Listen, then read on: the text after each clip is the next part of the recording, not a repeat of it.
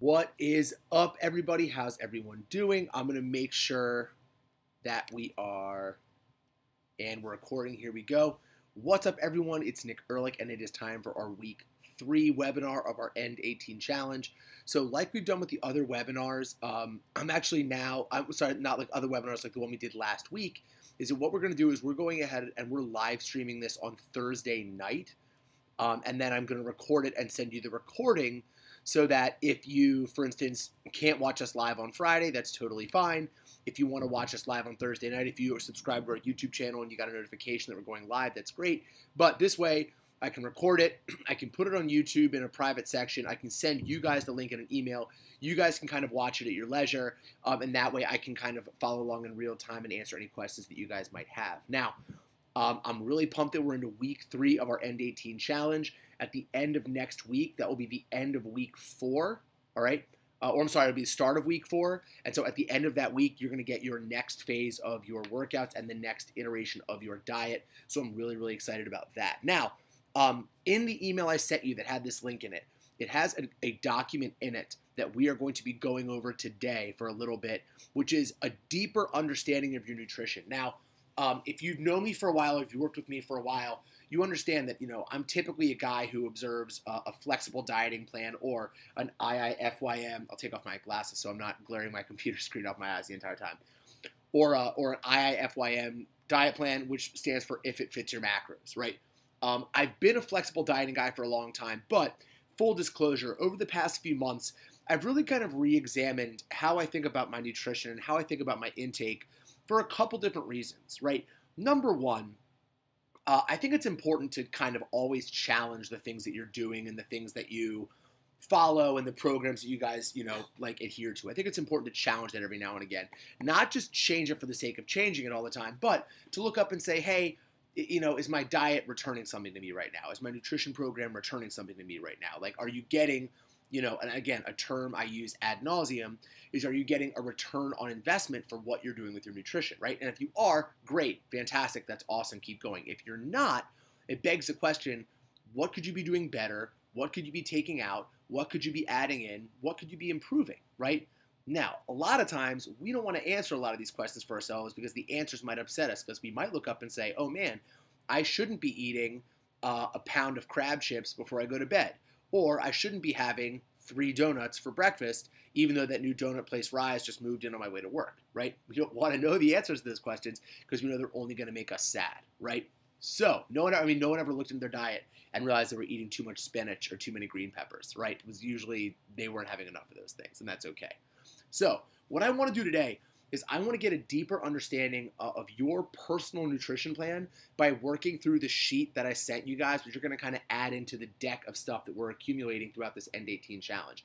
What I want you to understand is it's not just about calories. It's not just about macronutrients. Macronutrients, of course, being protein, carbohydrates, and fats.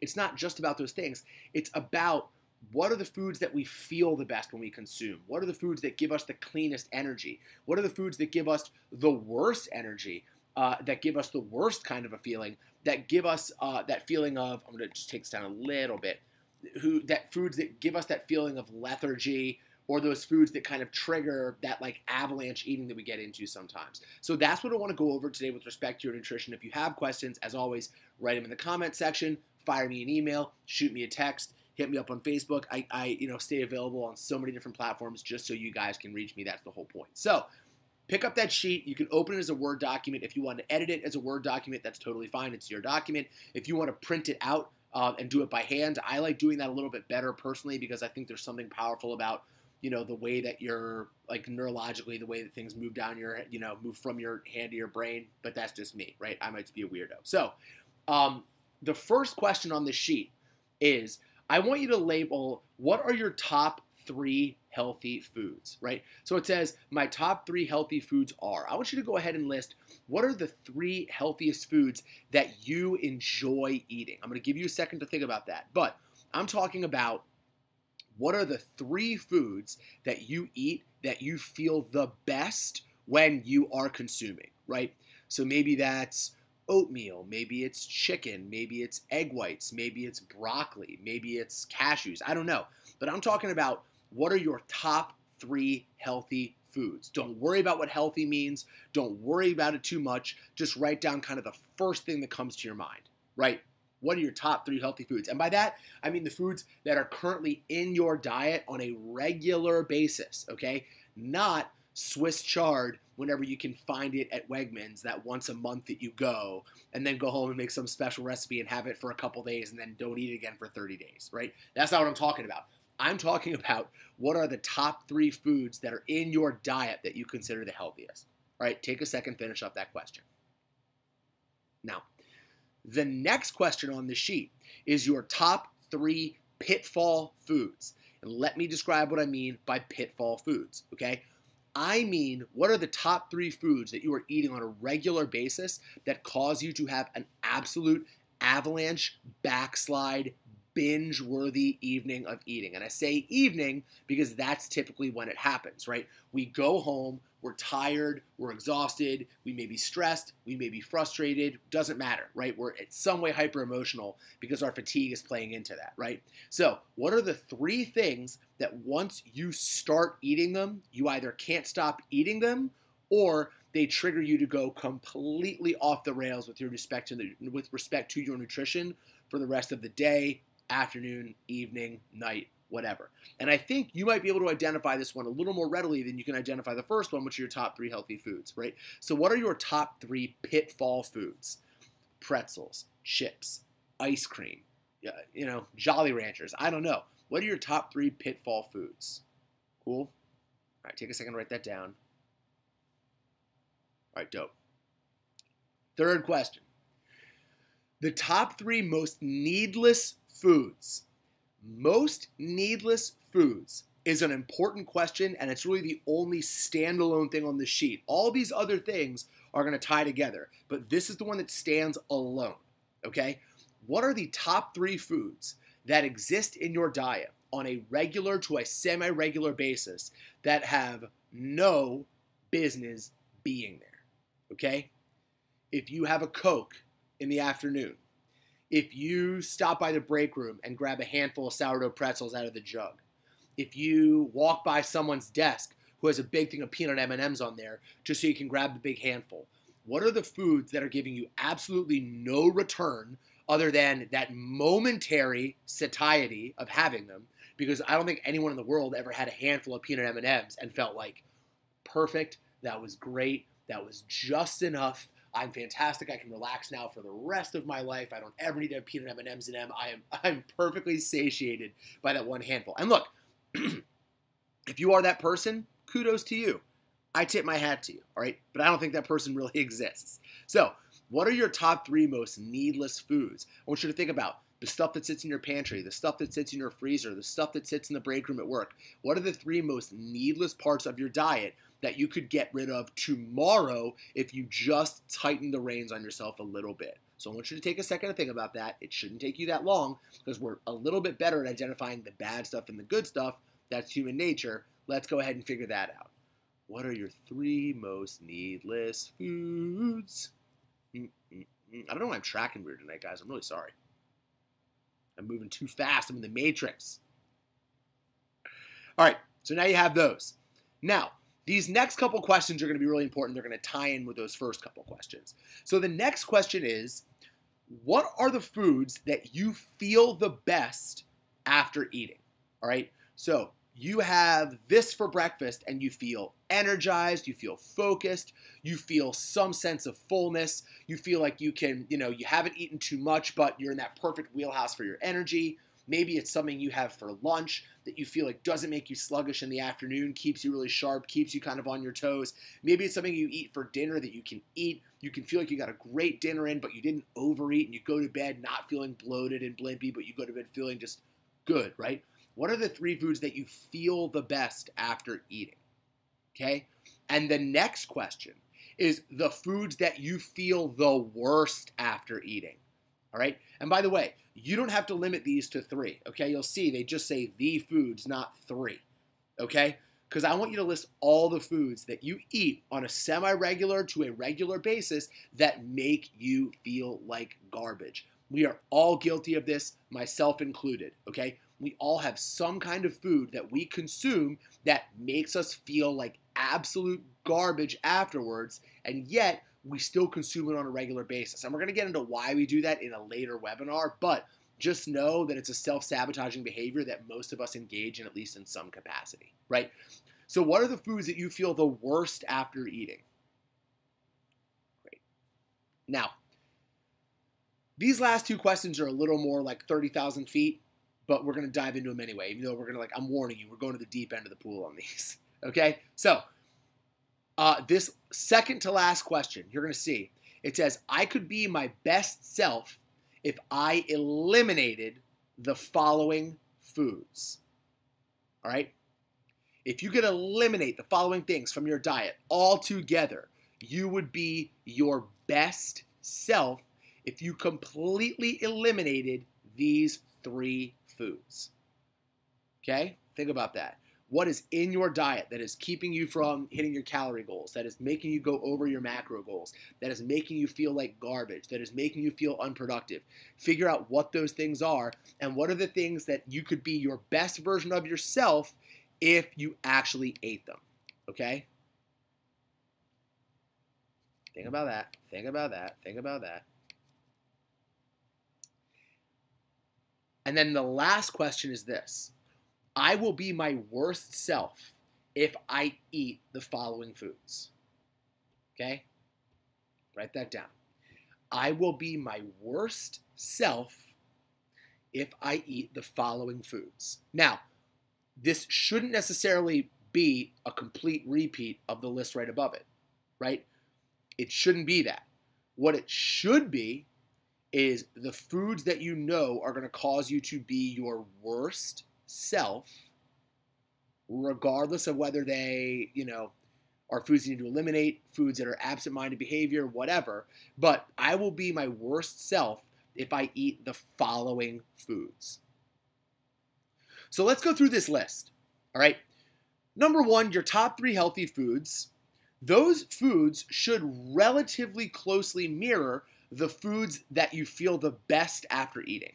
All right. Those things should be pretty much the same thing, right? When you look at those lists, they should both make you feel really good. They should both make you feel really clean. They should both make you feel really energized. You shouldn't feel sluggish, none of that stuff, right? So those foods, those things should be relatively similar, all right?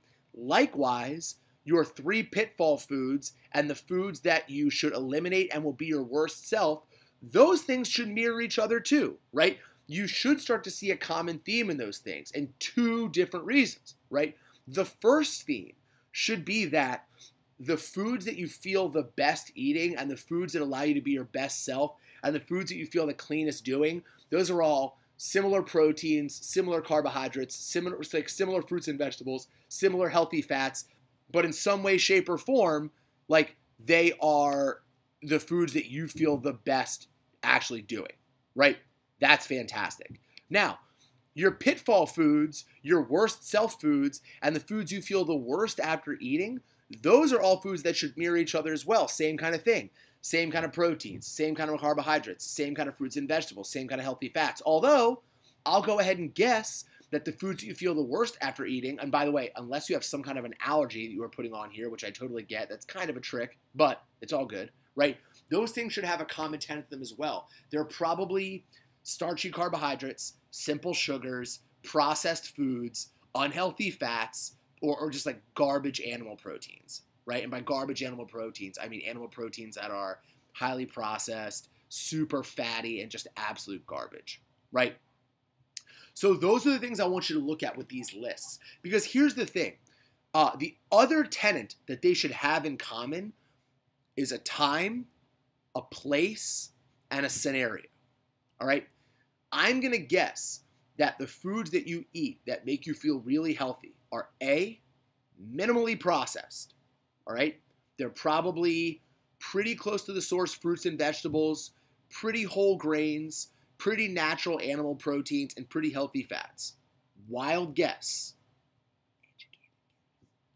Right?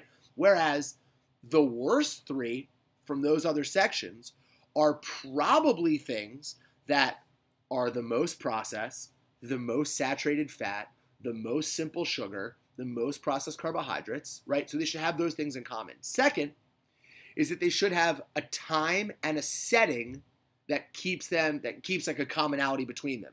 So by setting, I mean, is it something you eat at home? Is it something you eat at a restaurant that you frequent? Is it something you eat at work with something that's close by? Is it a cart or a food truck or a store or somewhere that you stop routinely to get a snack? And this is for both of these things, right? You can be able to figure out there's kind of a loose framework that keeps all these things in common with each other, right? Good and bad. Okay, and guys, I'm sorry. I know the video is tracking funny. I hope you can still hear me clearly. I apologize that I'm a little blurry, but I have no idea what's going on with the internet here. I'm sorry. So anyway, the last thing is time. Most people eat their healthier foods first thing in the morning into the middle of the day, and their unhealthy foods in the early afternoon all the way into the evening. Why is that? Our willpower is typically better when we're set up in the morning. When we are rested, we don't crave the same kind of unhealthy foods that we crave when we are fatigued, because when we are fatigued, our brain fogs up, and in order to stay awake, because your brain doesn't want to stay awake, your brain wants to go to sleep, right? But in order to stay awake, your brain signals you to get really simple carbohydrates or really processed foods because it wants that really fast energy, right? So don't just look at the foods list, because look, the first thing is if you just look at the foods list that you've assembled for yourself, you actually have a pretty good battle plan when it comes to, I need to make sure I'm eating these things, I need to make sure I'm avoiding these things, I need to make sure I'm eating at these times, I need to make sure I'm avoiding these places. You can do all that stuff, right? Fantastic.